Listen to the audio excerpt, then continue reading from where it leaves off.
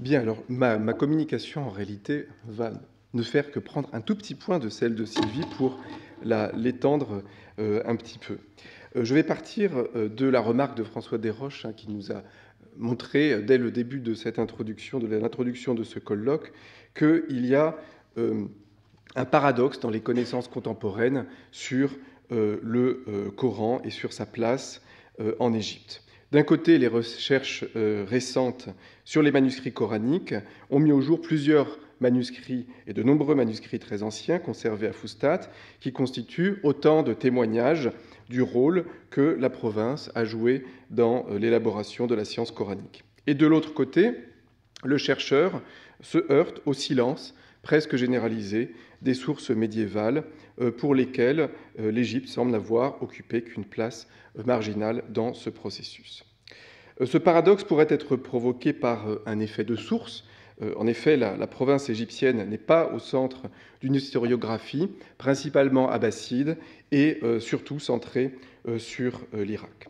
Néanmoins, quelques études ponctuelles depuis la fin des années 60, ont commencé à mettre en évidence les spécificités des milieux savants de Fustat au 1er siècle de l'Hégire. Et l'Égypte apparaît comme un centre intellectuel qui, bien que marginalisé par l'historiographie traditionnelle, a pris place dans des dynamiques régionales de production du savoir religieux. Et c'est en relation avec ces dynamiques que je propose ici de lire les premières étapes de la transmission du Coran à Fustat en prenant appui sur des traditions littéraires qui nous sont parvenues afin d'essayer d'appréhender un peu mieux la place de l'Égypte dans la transmission du Coran à l'époque omeyyade et de mieux comprendre aussi les raisons qui amenèrent à occulter son rôle à l'époque abbasside. Alors, je vais commencer par la question la plus simple.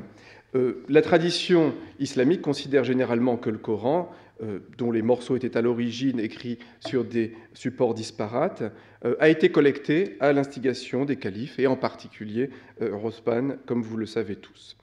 Le codex établi fut copié en plusieurs exemplaires, nous dit-on, et envoyé dans différentes provinces de l'Empire en formation.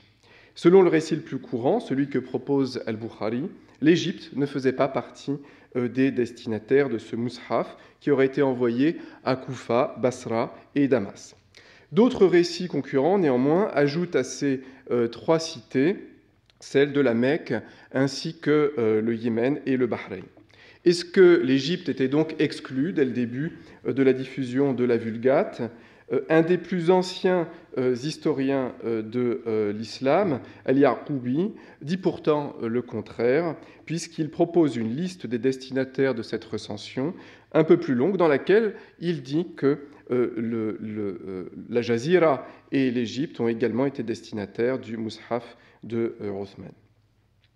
Si on accepte comme historique le récit de la diffusion d'une Vulgate othmanienne, l'Égypte et sa capitale, Fustat, ne sont donc pas aussi marginales qu'il y paraît au premier regard. Néanmoins, la Vulgate officielle de Othman n'est probablement pas la première recension du Coran qui existait. La tradition musulmane évoque l'existence de codex régionaux. Dès le califat de Omar, vous en avez quelques-uns qui s'affichent ici, les principaux, notamment celui qui était attribué à Ibn Mas'ud à Koufa, celui attribué à Abu Musa al-Ash'ari à Basra, à Zayd ibn Thabit à Médine, Ubay ibn Ka'b à Damas et al-Mirdad à Homs. C'est cette pluralité des recensions, accompagnée de divergences qui sont recensées par des auteurs plus tardifs, qui aurait précisément justifié l'établissement par le calife Othman d'un texte officiel et qui aurait justifié son ordre de détruire les codex concurrents. L'Égypte, une fois encore, semble à première vue jouer un rôle secondaire. Cependant, la tradition garde le souvenir d'un codex attribué à un compagnon, dont Sylvie a déjà un tout petit peu parlé, Abdallah ibn Amr, fils du célèbre conquérant de l'Égypte, Amr ibn al-As, qui s'illustra notamment par la conquête de l'Égypte. Aucun détail ne nous est parvenu sur ce mushaf. Néanmoins, selon d'autres traditions islamiques, Abdallah ibn Amr entretenait un rapport étroit avec la recension du Coran, puisque selon certains récits, il aurait fait partie des secrétaires auxquels Othman demanda de se réunir pour établir la Vulgate. Alors, ce personnage, ensuite, est bien connu. Il a participé à la conquête de l'Égypte. À plusieurs reprises, il a été lieutenant de son père, gouverneur sur la province, et il lui a succédé un temps après sa mort. Alors, il y a des divergences sur l'endroit où il a vécu ensuite et l'endroit où il est mort. Sylvie a mentionné qu'il était mort à la Mecque. Il y a des récits qui mentionnent qu'il est mort en Égypte et qu'il aurait été enterré dans sa propre maison. Alors, on peut penser, c'est l'hypothèse que je défends ici, qu'il a quand même passé l'essentiel de sa vie de musulman dans la jeune capitale égyptienne, auquel cas son codex pourrait être considéré comme un des premiers qui aurait fait référence à Fustat. Mais ce n'est ici qu'une hypothèse qui n'est pas confirmée jusqu'à présent par les sources. Il y a un autre compagnon qui semble avoir établi un codex coranique en Égypte et dont le souvenir a été encore plus occulté que celui d'Ibn Amr. Et l'unique mention qui est donnée de ce codex est préservée par Ibn Yunus, que Sylvie vous a présenté à l'instant. Et c'est un codex qui est attribué au compagnon Uqba ibn Amir al-Juhani, qui est mort en 677-678, qui a été aussi gouverneur d'Égypte, et à propos duquel Ibn Yunus rapporte le récit suivant. Il mourut à Misr en l'an 58 et fut enterré dans son cimetière au Muqattam. Il se teintait la barbe en noir, que Dieu ait son âme. Uqba était un lecteur du Coran, un savant dans le domaine des successions et du fiqh. Il était éloquent, poète et scribe, c'était un converti de la première génération et il avait émigré à Médine. Il fut au nombre de ceux qui collectèrent le Coran. Son codex écrit de sa main se trouve à Misr jusqu'à aujourd'hui. Je l'ai vu chez Ali ibn al-Hasan al-Qudayd et sa composition diffère de celle du codex othmanien. Il y avait écrit à la fin « Uqba ibn Amir a écrit de sa main ». Je pus constater qu'il avait une écriture soignée ou une écriture magnifique. J'ai toujours entendu nos chers affirmer qu'il s'agissait du codex de Uqba. Ils n'ont aucun doute à ce sujet. Alors il y a dans ce texte beaucoup d'informations intéressantes, et notamment des informations sur les caractéristiques du codex. Le premier terme qui doit retenir notre attention est celui de ta'lif, que j'ai traduit ici par composition, et qui pourrait tout d'abord évoquer l'agencement des sourates les unes par rapport aux autres. Néanmoins, selon Viviane Comero, l'agencement des sourates est plus généralement qualifié de tartib dans la littérature spécialisée, et le ta'lif pourrait aussi désigner l'ordonnancement des versets à l'intérieur des sourates. Il faut donc conclure que le codex de Uqba ibn Amir se distinguait de la Vulgate othmanienne soit par l'ordre des sourates, soit par celui des versets au sein de chacune d'elles. La deuxième caractéristique est plus difficile à analyser. Ibn Yunus remarque que l'écriture du manuscrit est jayyid, un terme assez flou qui pourrait correspondre à une évaluation esthétique, à une belle écriture, mais peut-être aussi à un jugement technique, une main experte. Et on ne peut, je crois, pour l'instant que spéculer sur ce qu'il entend, mais ce qui ressort de son constat, c'est, je pense, son étonnement.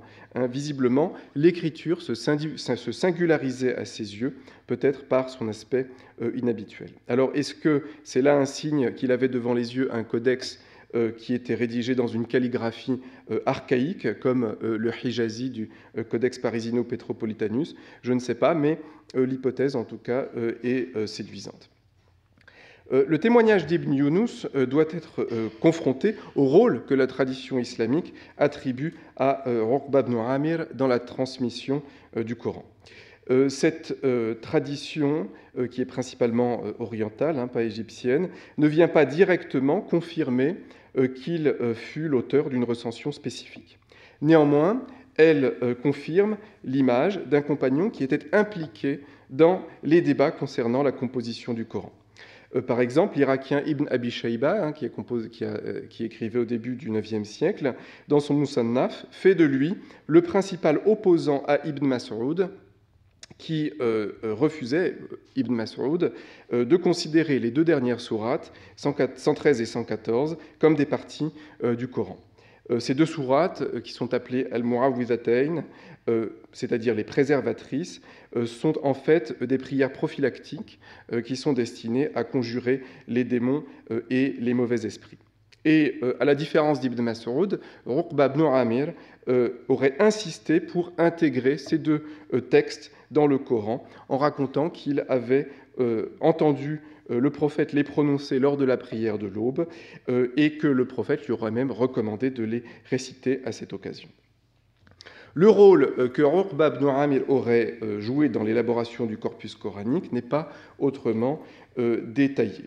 Et ces données ne permettent pas de pousser plus loin les hypothèses quant aux spécificités de son mushaf et sur la manière dont il divergeait de la Vulgate othmanienne. Tout au plus peut-on penser qu'il comportait les deux dernières sourates, à la différence du codex de Abdallah ibn Mas'ud.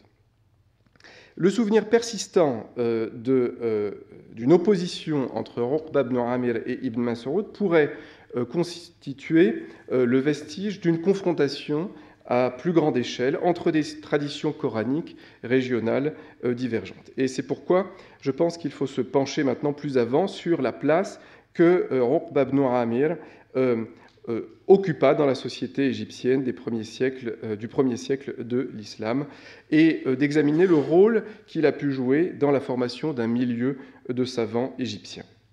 Alors, Uqba ibn Amir reste un personnage assez peu connu des débuts de l'islam. Il n'apparaît pas dans la Sira d'Ibn Hisham. L'historiographie égyptienne lui attribue néanmoins un rôle auprès du prophète. Elle dit qu'il aurait commencé comme éleveur d'ovins dans l'arrière-pays de Médine et il aurait abandonné son troupeau pour se joindre à Muhammad et pratiquer ainsi la hijra. Il devient un de ses serviteurs et il aurait été le guide de la mule grise du prophète lorsque celui-ci partait en voyage. Il sort véritablement de l'ombre au moment de la conquête. Il aurait d'abord participé à celle de la Syrie, et ensuite il aurait rejoint les troupes qui étaient dirigées contre l'Égypte, où Amr ibn al-As l'aurait envoyé à la tête d'expéditions dans le delta. Sa carrière politico-militaire a connu un tournant au moment de la première fitna. Il se rapproche à ce moment-là de Muawiyah et remplace pendant un temps le gouverneur de Fustat, Abdallah ibn Sa'd. Ensuite, il revient à nouveau au pouvoir comme substitut du gouverneur égyptien Utba ibn Abi Sufyan, le frère du calife, et enfin, quelques mois plus tard, Muawiyah le désigne officiellement comme gouverneur d'Égypte, en lui confiant à la fois les pouvoirs militaires et les pouvoirs financiers sur la province. Il reste 2 ans et 3 mois à ce poste, à la suite de quoi le calife Muawiyah le révoque et l'investit amiral de la flotte en lui ordonnant de partir en expédition maritime contre Rhodes. Par la suite, il semble avoir également commandé la flotte égyptienne lors du premier siège de Constantinople. Il meurt en 667 et est enterré en Égypte dans le cimetière d'Al-Kharafa, où sa tombe est devenue l'objet d'un culte. C'était la photo que vous aviez sur la première diapositive de ce PowerPoint. Parallèlement à cette carrière, il est devenu grand propriétaire foncier en Égypte, mais c'est surtout son rôle dans l'élaboration du savoir qui m'intéresse ici, parce que l'historiographie égyptienne considère le loup, en tout cas, pour un savoir qui tranche avec celui des autres gouverneurs qui ont régné sur l'Égypte à la même époque.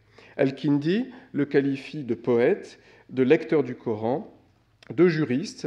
Il parle également de Mufrid, alors peut-être un spécialiste des prescriptions coraniques, et peut-être tout particulièrement celles qui sont relatives aux successions.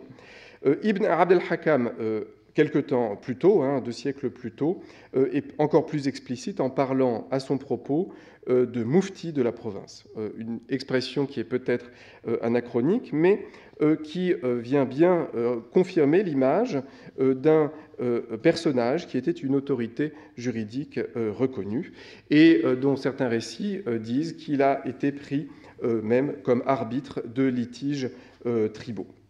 Et visiblement, en tant que compagnon, ayant connu de près le prophète, ce personnage de Uqba ibn Amir apparaissait comme une autorité de référence, peut-être tout particulièrement en matière, si on se fie aux hadiths qui ont été transmis d'après lui, en matière de culte. Alors, si Uqba ibn Amir est bien historiquement le compilateur d'un codex spécifique, il est probable que ce dernier ait néanmoins rapidement été remplacé par d'autres traditions coraniques. En effet, une trentaine d'années après sa mort, un nouveau codex est réalisé à l'instigation d'un autre gouverneur égyptien, Abd al-Aziz ibn Marwan, donc un codex qui est plus tard rattaché au nom de sa petite-fille Asma et qui a été réalisé sur l'ordre donc du gouverneur après qu'Al-Hajjaj eut tenté d'envoyer en Égypte une copie de son propre codex, comme cela est expliqué par Ibn Abd al-Hakam dans un passage que j'ai déjà traduit pour une autre occasion. Alors, l'envoi d'un Coran par Al-Hajjaj à Fustat, Al-Hajjaj dont le codex correspondait à une révision de la Vulgate de Rothman, pourrait avoir été justifié par le fait que les Égyptiens suivaient encore à cette époque un autre codex non rothmanien, peut-être de manière hypothétique celui de Uqba ibn Amir. Si cette hypothèse se vérifie, la réalisation d'un nouveau codex par Abd al-Aziz ibn Marwan aurait répondu à la nécessité de réaffirmer l'autorité de la tradition coranique locale en la rothmanisant. Le codex de Abd al-Aziz ibn Marwan s'imposa en tout cas à moyen terme et il continuait de faire référence à Fustat au début de l'époque abbasside. Il semble donc que le codex de Uqba ibn Amir, si tant est qu'il ait bien servi de référence dans la seconde moitié du 7e siècle, se soit vu irrémédiablement remplacé au tournant du 8e siècle par celui d'un autre gouverneur, Abd al-Aziz ibn Marwan, conforme pour sa part à la recension othmanienne. Au Xe siècle, le codex de Uqba ibn Amir était conservé dans une bibliothèque privée, celui d'Ibn Qudayd, et probablement il n'avait jamais quitté des bibliothèques privées, puisqu'on a des indices montrant que la mosquée de Fustat, à l'époque omeyyade, n'a servi que très tardivement de bibliothèque pour entreposer des manuscrits coraniques. Alors, le caractère historique du codex de Uqba mérite bien entendu d'être questionné.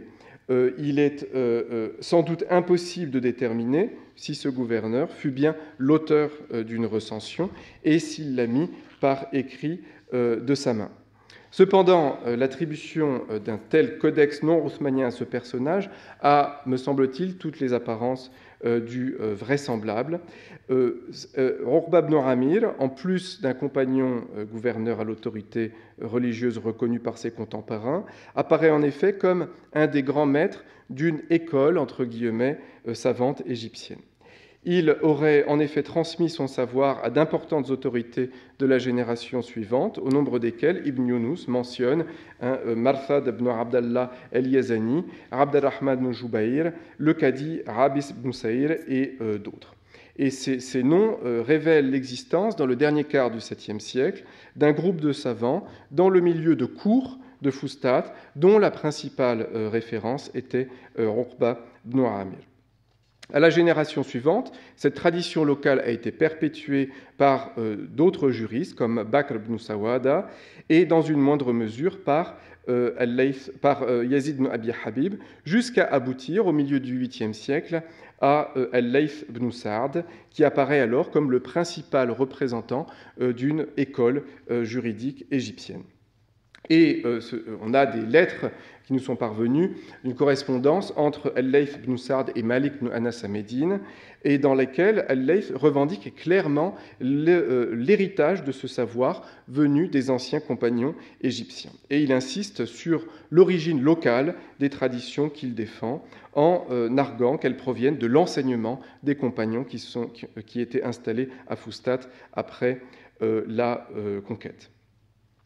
Les informations rapportées par Ibn Yunus à propos de Uqba ibn Amir suggèrent que son autorité était peut-être liée, et peut-être surtout, à son rôle dans la transmission du Coran à la population égyptienne. Même si l'on retient l'hypothèse que le manuscrit coranique trouvé par Ibn Yunus chez Ibn Qudayd fut a posteriori attribué à Uqba ibn Amir, je crois que cette attribution témoigne de la place centrale que les Égyptiens de la fin du 7e ou du début du 8e siècle lui assignaient dans l'émergence d'un savoir religieux local. Alfred Louis de Prémar, en conclusion, suggère que la constitution définitive du codex haussmannien ne serait intervenue que sous le califat de Abd el-Malik lors de la révision opérée par Al-Hajjaj ibn Youssouf. Et de fait, dans la plus grande partie de l'historiographie musulmane, et à la seule exception d'Al-Yarqoubi, l'Égypte n'apparaît pas dans la liste des destinataires du premier codex haussmannien. Si l'on retient donc l'hypothèse de Prémar, cela signifierait que jusqu'au début des années 690, les musulmans de Fustat récitaient le Coran selon une tradition locale fondée sur des codex comme celui de Abdallah ibn Amr et de Uqba ibn Amir. Il convient ici de souligner le rôle prééminent que jouèrent les autorités politiques de la province dans l'élaboration des premiers codex coraniques égyptiens. Les deux compagnons auxquels la tradition attribue une recension, Abdallah ibn Amr et Uqba ibn Amir, furent tous deux des gouverneurs de Fustat. Leurs mushaf ont été remplacés à la fin du 7e siècle par celui d'un autre gouverneur, Abdelaziz ibn Marwan. Et je crois que cette coïncidence n'est pas fortuite. Comme en témoigne le récit d'Ibn Abd al-Hakam à propos du Coran d'Asma, la réalisation de codex coraniques participait d'une compétition entre centres musulmans et leurs gouverneurs politiques pour asseoir leur autorité religieuse. Othman, puis Abd el-Malik, par l'intermédiaire d'Al-Hajjaj ibn Youssouf, luttèrent pour imposer un leadership centralisé, celui du calife, contre des pouvoirs régionaux. Ceux-ci résistèrent et revendiquèrent une légitimité religieuse résultant de leur proximité historique avec la révélation.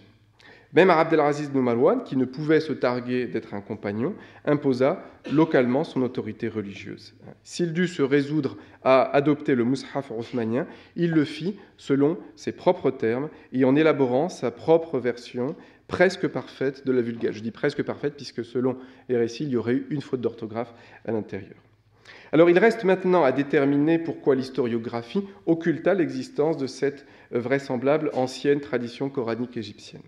On pourra continuer d'invoquer le manque d'intérêt témoigné par l'historiographie abbasside, principalement irakienne, pour l'histoire de cette province. Mais d'autres raisons me semblent devoir être avancées. Le codex de Abdelaziz ibn Marwan a laissé des traces importantes dans l'historiographie égyptienne en raison de sa destinée. Dès la fin de l'époque omeyyade, ce codex a fait l'objet d'une conservation institutionnelle au sein de la grande mosquée de Fustat. Il devient ainsi un objet public, connu de tous, dont l'utilisation sur le long terme permit de l'inscrire dans la mémoire de la ville. En d'autres termes, le dénommé Coran d'Asma devint un lieu de mémoire orthodoxe puisque othmanien. A l'inverse, le codex de Uqba ibn Amir n'intégra aucune institution et fut relégué à une ou éventuellement plusieurs bibliothèques privées. Non othmanien, il n'était plus au Xe siècle qu'un objet de curiosité. Cette relégation aux oubliettes de l'histoire doit également être interprétée au miroir de la destinée de la tradition savante égyptienne. Le milieu local du savoir religieux semble avoir peu interagi avec celui d'Irak, dont les savants étaient avant tout préoccupés par leur divergence avec le milieu médinois. Les Égyptiens, de leur côté, étaient en relation plus étroite avec Médine, et les interactions qu'ils entretenaient avec les Médinois ont abouti, dans la seconde moitié du 8e siècle, à la diffusion croissante du savoir médinois en Égypte, et notamment par la diffusion des pensées juridiques malikites puis chafirites. Cette médinisation du savoir égyptien mit probablement en branle un processus d'oubli ou d'occultation rapide de la tradition savante locale et notamment coranique. L'école égyptienne tomba en déshérence après la mort d'Al-Layth ibn Sa'd en 791. Et dès lors, le souvenir d'une tradition égyptienne archaïque perdit de sa pertinence et cessa d'être consigné. Seule la curiosité d'un Ibn Yunus parvint à en raviver l'éclat l'espace de quelques lignes, et je vous remercie. Merci beaucoup.